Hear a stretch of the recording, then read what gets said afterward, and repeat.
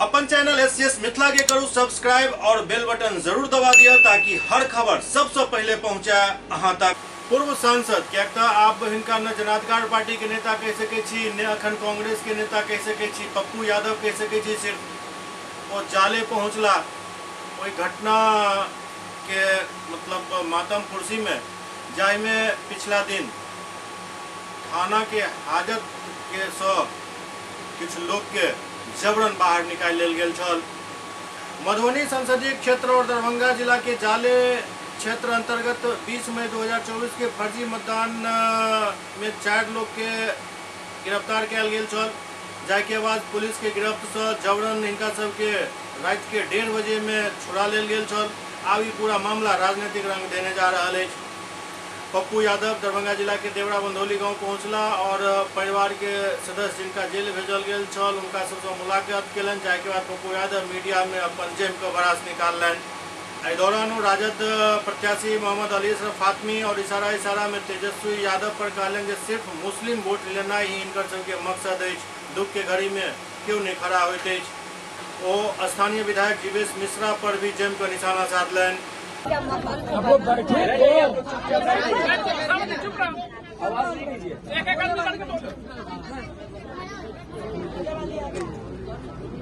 जी बहुत परेशानी का जो माहौल बना करके रखे हुए, तो इस तरीके का माहौल नहीं होना चाहिए ना, क्योंकि हम लोग परेशान हैं। हुआ कुछ भी नहीं है और उसको इतना इशू बनाया जा रहा है कि जिसका कोई सर पैर ही नहीं है। तो ये सब हम लोग कोई ऐसा है जो हम लोग अच्छा से बता सकते, वैसे बयान नहीं बता सकते। आप मतलब जो है ना, वोट सब तक होता है, वोटिंग सब तक होती है। अगर कोई मुस्लिम पकड़ाता है तो उसको स्पोर्ट पर छोड़ दिया जाए। तो अभी स्पोर्ट पर ये लोग नहीं छोड़े, वोट खत्म हुआ स्पोर्ट पर नहीं छोड़े, ले जाके थाने में रख दिए। दिक्कत क्या हुई थी? वही फर्जी वोट जो गिरता है। अच्छा, फर्जी। हाँ, हर जमाने में गिरता था, आज भी गिरा। बूथ पे से नहीं उठाया गया, बाहर मतलब जो है सो बाहर के उठा लिया गया। तो फर्जी वोटिंग गिरी, मतलब उनका नाम नहीं था? नहीं, नाम था उनका। फिर दिक्कत क्या हुई? मतलब तुम 50 मरतबा आके वोट गिराई हो, यही का सवाल। इल्जाम लगाया गया। इल्जाम लगाया गया। ये कैसे 50 मिनट कैसे समझे? ऐसे समझ सबके बिना पे कि हर औरत के पर्दा उठा के चेक करके अंदर मतलब ले जाया जाता था। फिर इतने सिक्योरिटी के बाद मतलब कि ये कैसा करना है, प्लस की एक ही घर की 2 देवरा बंधौली चुनाव के दिन हमारी बेटी हमारे बच्चे वोट गिराने गए। वोट की प्रक्रिया चल रही थी। बीएसएफ और वहां के पदाधिकारी महिलाओं की बुर्का निकाल करके उठा के देख करके भीतर जाने का परमिशन देते थे, जबकि प्रावधान ये नहीं है। आप फिंगर में जब लगा दिए तो आप उसको देख सकते हैं। चलिए, आपने वो भी कर लिया। वोट गिराने के बाद हमारी 3 बच्ची इस गांव की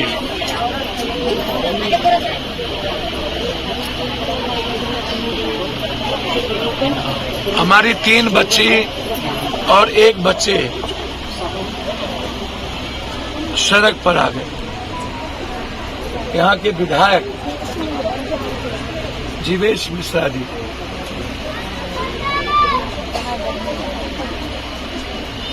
जिन्हें न तो संविधान का ज्ञान है, न कानून का, और न ही उन्हें भारतीय संस्कृति का, न ही पारिवारिक और सामाजिक परिवेश का। मुझे ये समझ में नहीं आया कि चुनाव के दिन इस क्षेत्र के विधायक जीवेश मिश्रा को कौन सा परमिशन था बूथ पे जाने का। मैं यह बात छपरा में भी कहा था जब हम मर्डर में आज से 4 दिन पहले गए। रोहिणी पर 307 का मुकदमा हुआ। गाली गलौज भी रोहनी को दी गई, भोंसरी कह के, पर्टिकुलर इंडिविजुअल गाली गलौज और भी दिया गया जो मैं नहीं बोल सकता हूं। मारपीट किए गए। एक कैंडिडेट को बूथ के प्रिजाइडिंग अफसर तक जाने और उससे बात करने का राइट है,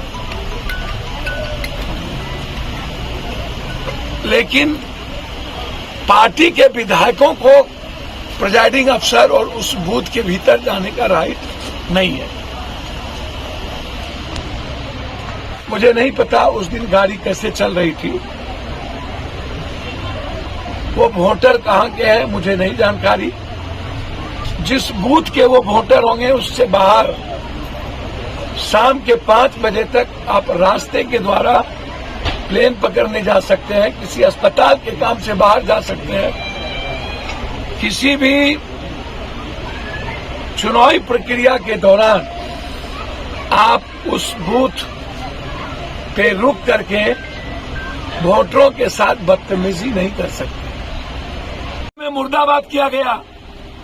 यदि कोई भूल हो गई होती तो उसे आतंकियों का व्यवहार करने का राइट ये सीआरपीसी और कानून में नहीं है। आप अपने ईगो के कारण कि मैं थानेदार हूं,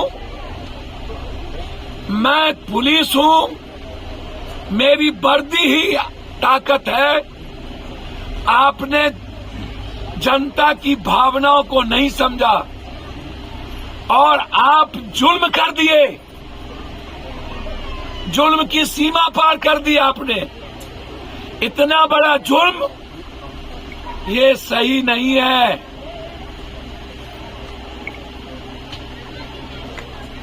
और अभी तक जनप्रतिनिधि चुप हो और मुख्यमंत्री जी सब बात की खबर रहता है और आपको इतनी बड़ी घटना घट गई इसकी खबर नहीं रहता। छपरा में आपको खबर नहीं रहता, ऊपर से प्रेशर डाल दिए जाते हैं, छपरा के एसपी को बदल दिया जाता है रूडी के कहने पे। आज बारेबा जबरदस्ती आप एसपी से करवाना चाहते हैं। चलिए, मेरा मानना है, मैं चाहता हूं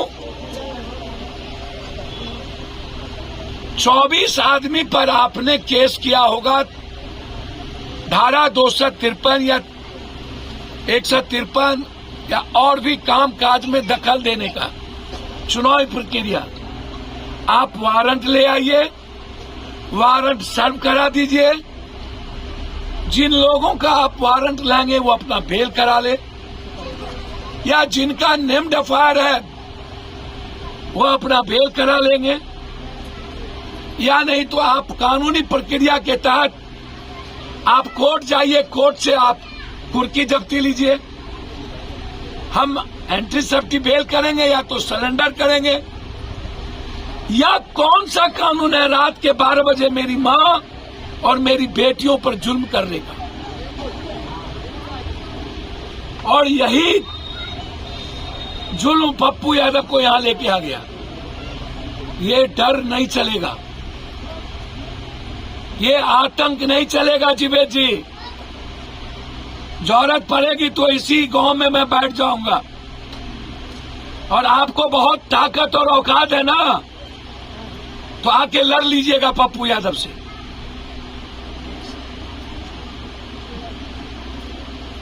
दुनिया में हमको भगवान उगवान का भी डर नहीं होता,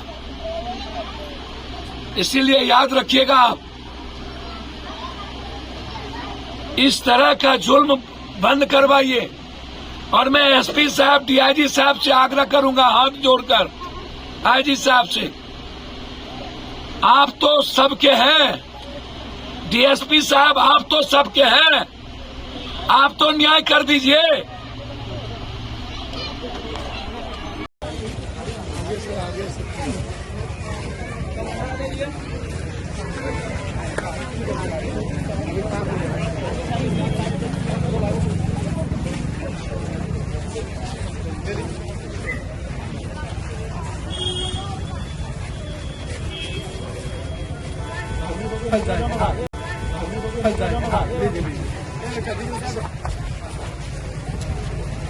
तो कानूनी प्रक्रिया में आइए। सारे बच्चे डरे हुए हैं, कोई स्कूल नहीं जाता, घर से बेटियां नहीं निकलती। इतना बड़ा डर क्या मन पर बीतेगा उस बच्ची को? यही है लोकतंत्र। क्या इन लोगों को जीने का राइट नहीं है? मेरा आग्रह है कि सीआरपीसी के तहत हम लोग काम करें। इस गांव में आतंक का माहौल जो है उसको जीने का अधिकार दें। हर बुजुर्गों के भीतर दहशत। और फातमी साहब और आरजेडी के नेताओं से आग्रह करेंगे, सिर्फ वोट मत लीजिए। जब अपनों पर जुल्म होना तो मरने की भी तैयारी करिए। अपनों से बड़ा कोई नहीं होता। ऐसी जिंदगी जी के क्या फायदा जब हमारे घर और परिवार के लोग ही दहशत में हो। ऐसी जिंदगी को खत्म कर देना चाहिए। और आरजेडी के नेताओं से कहूंगा जो पटना में बैठते हैं, ना तो आप छपरा गए और ना ही आप अस्पताल में गोली लगे लोगों को देखने गए, और ना ही इतने बड़े जुल्म में आए। आपका हेलीकॉप्टर एक बार इधर भी घूर जाए तो कम से कम आम लोगों के भीतर भय का वातावरण खत्म होगा। और फातमी साहब से आग्रह करेंगे, दरभंगा में आप यदि सोए हुए हैं तो आप इसी गांव में आके सोइएगा तो अपने लोगों को ताकत मिलेगी। यही मेरा आग्रह है आपसे। और एसपी साहब, डीजी साहब से आग्रह है कि ये गांव जनरल डायर के आतंक और जालियांवाला बाग से ज्यादा आतंक का माहौल है। हमारी मां बहनों को जीने और बच्चियों को घर से निकलने, जो डर के माहौल में कैद है, उसे निकलने दें। और जीवेश मिश्रा पर एफआईआर हो। और जो थाना प्रभारी लगातार इस तरह की घटना किए हैं, और आज भी जो घर तोड़ के जाया जा रहा है, घर तोड़ करके बिना वारंट के किसी के घर, उसको रोकने का प्रयास करें। बहुत बहुत धन्यवाद।